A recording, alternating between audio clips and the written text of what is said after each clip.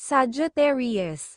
Ngayong araw tila mababa ang iyong enerhiya kaya't makakabuti kung iiwas ka muna sa anumang malalaking transaksyon o deal.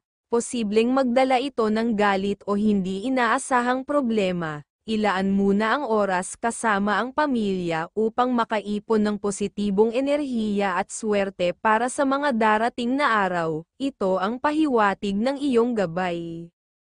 Sa aspeto ng pera, iwasan muna ang pagpapautang o pagbibigay ng pera sa mga kamag-anak, lalo na sa pamangkin o pinsan, upang maiwasan ang biglaang gastusin o problema sa pinansyal. May pahiwatig na ang Wednesday ay magiging masaya at puno ng swerte. Ngunit mag-ingat sa Friday dahil maaaring makaranas ka ng kalungkutan o ilang pagsubok. Sa kabuuan ng linggo, ang mga desisyon mo ay maaaring magbago, kaya't manatiling bukas sa mga palatandaan at gabay na hatid ng mga bituin.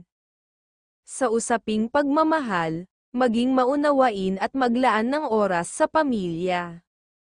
Ang pagkakaisa sa inyong mga plano ay magdudulot ng kasaganahan at kalusugan sa inyong tahanan. Para sa dagdag na swerte, isama ang mga kulay na color gold at color green sa iyong mga plano.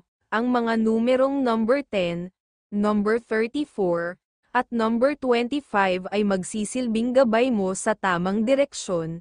Tandaan, ang Taurus ay ang iyong kaibigang zodiac sign na nagbibigay ng tamang direksyon mula sa mga bituin, na magdadala ng kahusayan at good vibes sa iyong mga plano.